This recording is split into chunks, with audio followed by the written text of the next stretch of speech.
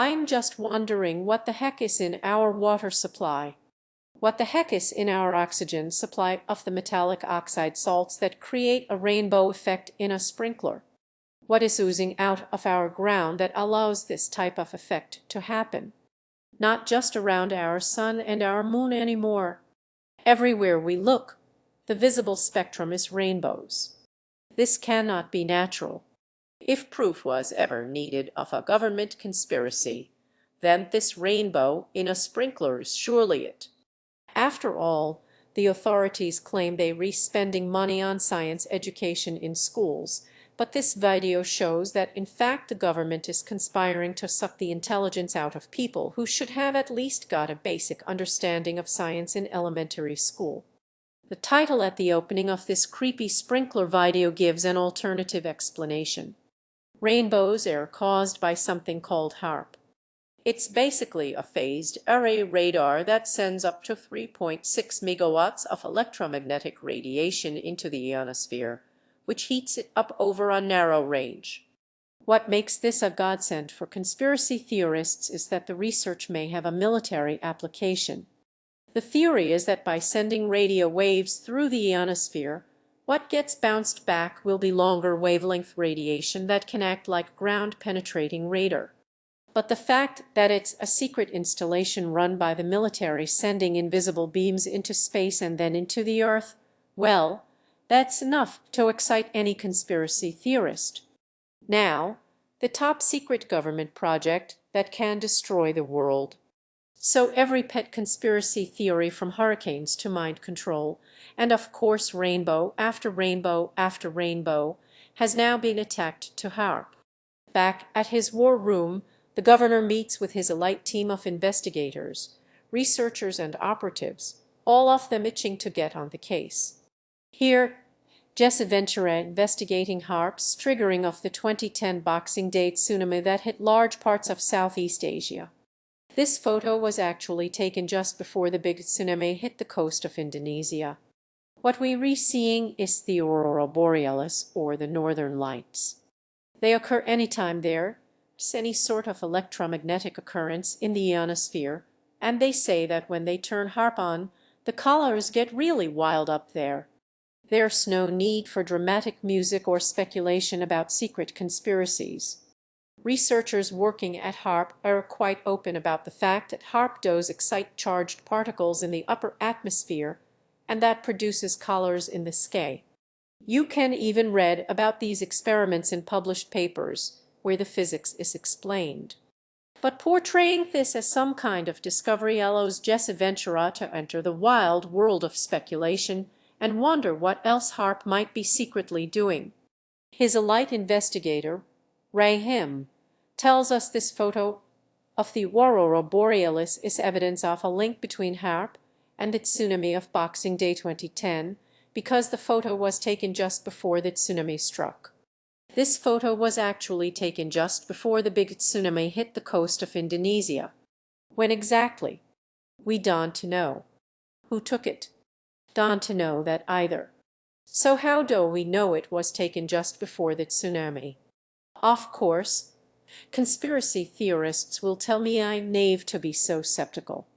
Why am I so resistant to the idea that this aurora happened when Jesse Ventura's investigation says it happened, and that it has some connection to the tsunami? Well, I'll tell you why. Because before I'm gullible enough to believe some spectacular claim I hear on it, I have the sense to check it, and in this case it meant taking the conspiracy show logo off the bottom of the photo and doing a search for it on Google Images. And presto, I discovered exactly the same photo on sale for $24 at Dave Miller's Posters Wanted website. Not only is there no indication that this commercial picture was taken before or even in the same decade as the tsunami, it's not even in the same hemisphere. Rahim says this is the aurora borealis, the northern lights. In fact, it's advertised as the aurora australis, the southern lights. So the photo that's supposed to show how a military death machine was activated just before a major earthquake has in fact been lifted off the internet for $24 by Ventura's team of elite investigators. The other thing that's interesting before the tsunami was that there were no pre-tremors or any warning. That there were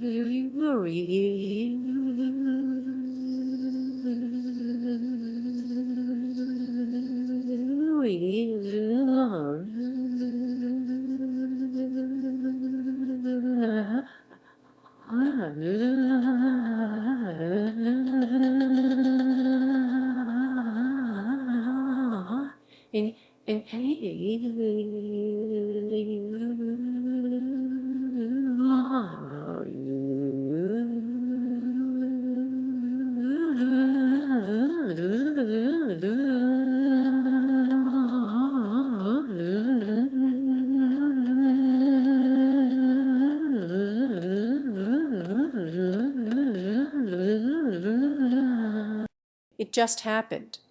Now, I'm not an elite investigator, and I don't have the resources of Ventura, a light investigation team, but it took me just a few minutes to check this claim that the tsunami just happened and wasn't preceded by an earthquake. Here, for example, is a seismological record of the supposedly non-existent earthquake, and here are some scientific papers detailing the mechanism of the earthquake. So where did a light investigator June Sarpong go wrong, apart from not checking publicly available records? I think she probably heard interviews with survivors who said they had felt an earthquake before the tsunami hit, so she simply assumed there was one. A shame she didn't talk to a seismologist who could have told her that tsunami are often experienced over a much wider area than the earthquake that causes them. In 1960, for example, there was a devastating tsunami that destroyed downtown Hilo in Hawaii and killed 61 people, but no one felt any tremor. The same tsunami killed 138 people in Japan, and again there was no warning tremor. That's because the earthquake happened in Chile, on the other side of the Pacific. So while people close to the origins of tsunami do feel an earthquake, especially if they re standing on soft ground or in tall buildings, people living far away don't. But clearly there's no time for the elite team to check any of these facts. The conspiracy theory has already moved on. How often are the northern lights spotted in Indonesia? Why would we want to cause a tsunami and kill thousands of Indonesian people? Alex, maybe they didn't want to. Maybe they were just experimenting with the thing. They put it up too high and this was the end result. What do you think they're going to do after it happens? Then come out and say, oops, we made a mistake and fess up to it. Yeah, Alex. Think about it. They retesting a whole new technology. But notice what's happened. In the space of just a few minutes, we've jumped from the question of whether HAARP caused the tsunami to why HAARP caused the tsunami, even though on the first question we haven't been given one shred of evidence apart from the fabricated description of a photo that came from a commercial poster company in June, erroneous assumption about the link between tsunami and seismic tremors. The science and the evidence, well, they read just nitpicky details. Fact-checking is boring. Conspiracy theories are all about uncovering the big picture. from the war room. Of course, HAARP has now been tied with that other great conspiracy of the 21st century, so-called chemtrails.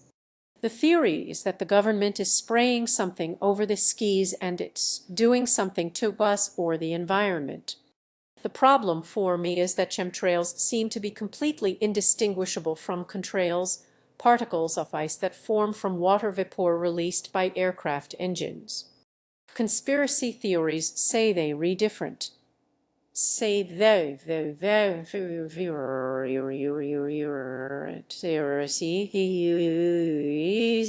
different.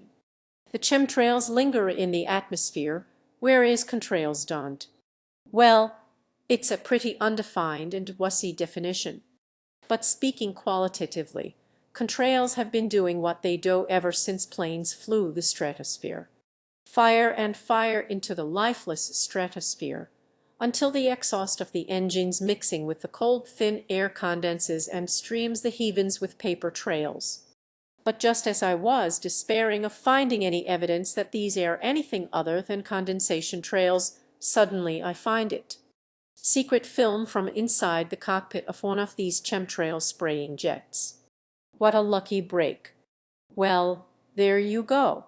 If you are skeptic, you will want to know where and when the footage was taken, why the camera suddenly shifts position from the back of the cockpit to the lap of whoever so slowly flipping the switch, and why the word chemtrail has been written on sticky tape and plastered over a switch in what any aviator will recognize as the console controlling lighting for the primary flight and navigation displays.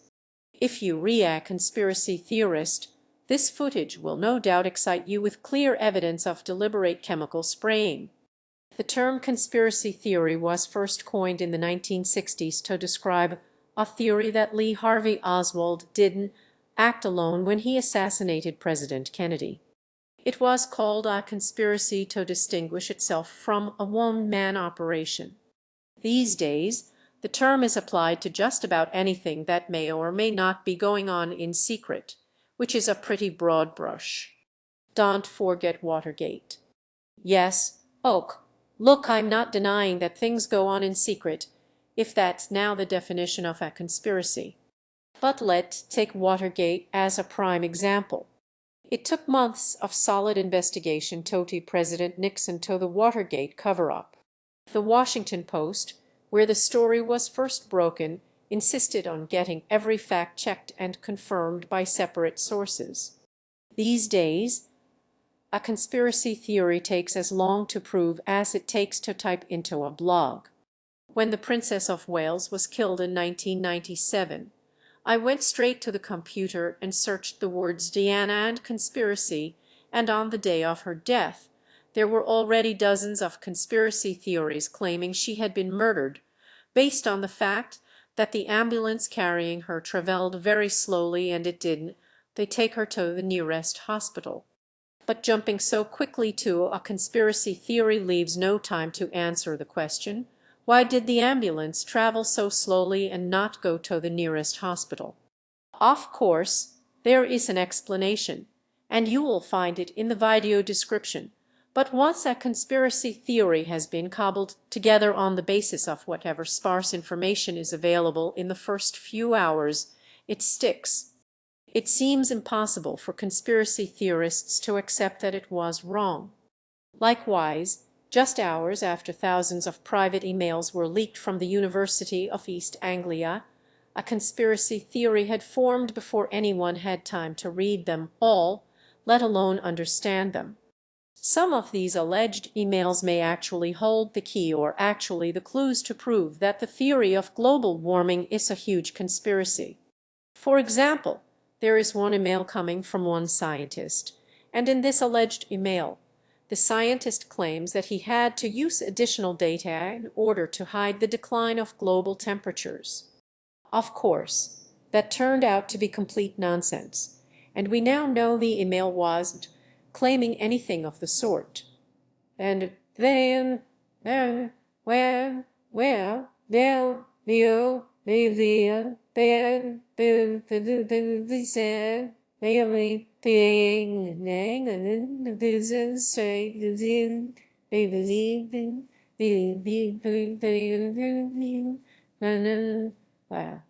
These hastily drawn conclusions try to adopt the veneer of a real investigation like Watergate the easy way by simply adding the suffix gate to the conspiracy. And of course, copy Watergate jargon. Now, of course, in the Watergate investigation, follow the money meet trace the source of the money paid to the Watergate burglars.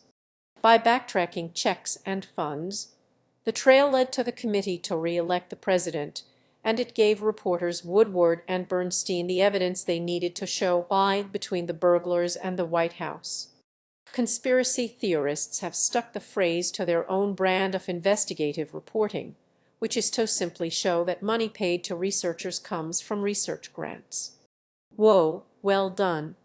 This astonishing discovery can be applied to, well, just about anyone engaged in scientific research. The implication is that researchers will discover whatever the government wants them to discover. Well, there were a few things I don't get about this conspiracy theory. Scientists doing basic research are the cream of their profession, fits who could command high salaries if they worked in industry. They don't get paid much for working in university research. In my experience, they do it because they love discovering new things, and for most of them, our goal is to make a groundbreaking discovery and perhaps win a Nobel Prize. Well, you're not going to do that by fabricating your data in order to get the same results as everyone else. Fabricating results means you risk getting kicked out of your job and losing all credibility in your profession. The accolades in science go to overturning the conventional wisdom, not confirming it. And in the case of climate research, where the mantra "follow the money" is most often applied, if climate researchers are faking their results to please the government, were American scientists under George Bush, sir, and Canadian scientists under the current government start pouring out papers showing there's no link between CO2 and global temperature? After all, both administrations were and are hostile to action on climate change and would love to get supporting evidence from the scientific community. But if this makes no sense to you, then there's another theory to explain why the research continues to show a link between CO2 and global temperatures. Apparently, climate scientists want to install a world Marxist government run by the the New World Order. And climate scientists aren't the only ones. Evolution is also the foundation philosophy for the New World Order. Evil men have already divided up the world into regions, and they've got it all planned. They want to rule the world.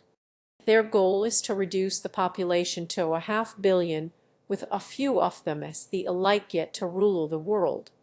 Of course, a conspiracy theory is never ever wrong. So when real evidence comes along to dispute it, the only way out is to claim fraud. And if the evidence has been confirmed by other researchers, then they must be in on the conspiracy too. And if their research has been peer-reviewed, then the peer reviewers must be part of the conspiracy and the scientific journals that publish the research papers. And if public inquiries find no evidence of fraud or fabrication, then of course they must all be in on the conspiracy. That's why a conspiracy theory can never ever be wrong. The number of conspirators simply expands to accommodate it. If you want to study some of the conspiracies, if you get into that kind of stuff, there have been numerous conspiracies. Get the Medusa file or the American Conspiracy, New American Magazine, The Conspiracy, to see what's really happening. Many folks are convinced the government was involved in taking down the building in Oklahoma City. And same thing with the Twin Tower bombing. Where were all the other security cameras aimed? We were sent some photographs that were taken apparently right after the event.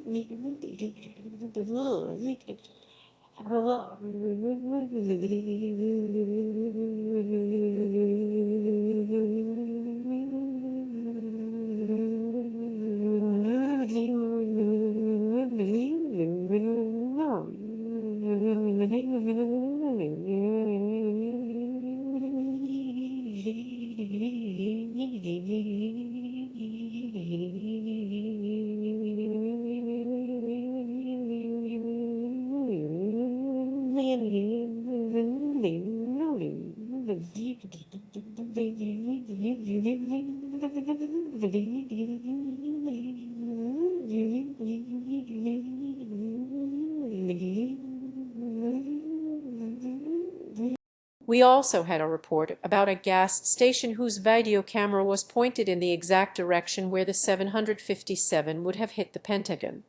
Shortly after the event, it was reported that federal officials showed up at that gas station and confiscated that footage. If someone like potholer54 were to do a 9-11 conspiracy debunk video as convincingly as he did at debunking ancient aliens, I would be forced to pause and reconsider. Thanks, I'm flattered. But why should I debunk this when I'm sure you're perfectly capable of debunking it yourself? As I've said before, I'm not doing anything brilliant or extraordinary in me videos, simply verifying claims by checking sources, which anyone can do. If you watch any of the videos or you've been unfortunate enough to be cornered by one of these 9/11 conspiracy theorists at a party and have had your ear chewed off for over an hour about all the evidence, you will know that it's all based on quotes from people who believe they heard a bomb, people who believe they saw a missile, people who feel they're something in one of the photos or missing from the photo, or who feel that buildings and airlines should use acted the way they do. Well, who's there? Who's there? Who is there? Oh, you sell. Who is you? Is you? Who's the oil? Who you? Who you? Who you? Who's you? Who you be you? Who you be you? How you do? How you be?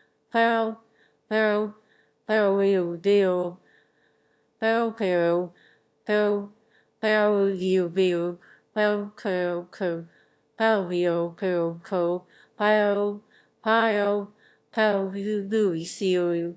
How you shoot?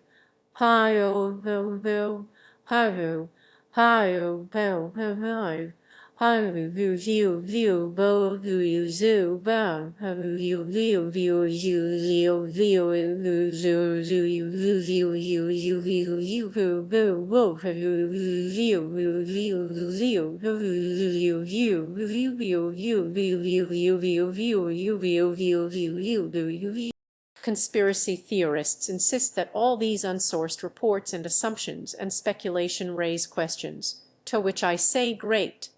Then do what real investigative reporters do: put your coat on and go and find the answers. Real conspiracies have been uncovered by answering questions, not by sitting in front of a computer screen and wondering why something looks or feels wrong. Just say, hey, no smoking in here, What do you want? You know, I'm about to talk about this whole, microchipping. Microchipping. What? Obamacare and, can you go away and put a shirt on? Here's some of the websites that got the shirtless smoker so agitated. It's about a microchip, widely reported in the media, that can hold important health data on individuals who suffer from debilitating illness. But nowhere does it give any evidence that Americans will be forcibly implanted with microchips, and on the basis of this essay filled with rumor and belief, the shirtless smoker believes it too. And so does the preacher who's about to go. What? What? Are we talking about a microchip that they want to put in your hand? Folks, it's already the law of the land. It was passed in the Obamacare bill. It was. Does anyone have the relevant passage in the bill? Yes, this is the passage they all refer to. But of course it doesn't say that all America be microchipped at all. It mandates the establishment of a national registry of people who have implantable devices, such as pacemakers, to monitor safety and outcomes. But so certain are the conspiracy theorists that they must be right that they even put a date by which all Americans would be forcibly microchipped. Would certainly be the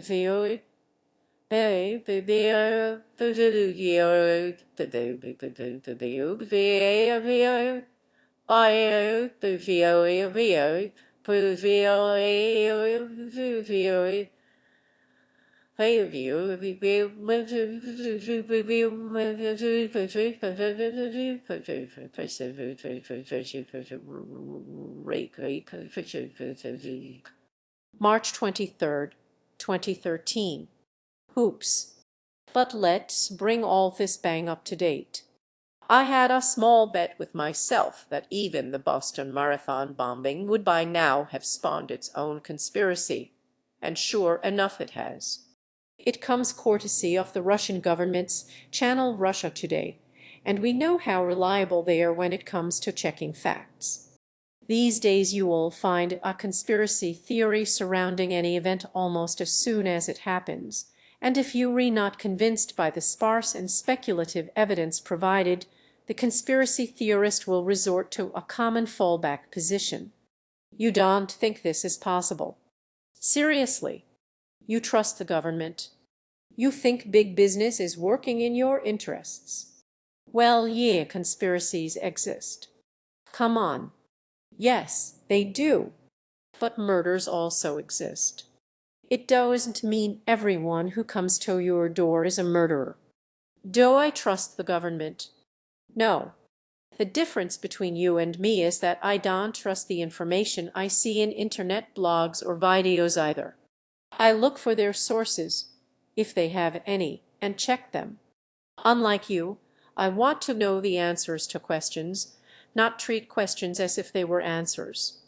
Unlike you, I don't swallow unverified claims or form instant conclusions based on nothing more than hearsay, feelings, beliefs, ifs and maybes. That doesn't make me smarter than you or any better educated, but it does mean I'm more skeptical and far less gullible. We all know it was something that happened 20 years ago, but now it's happening now.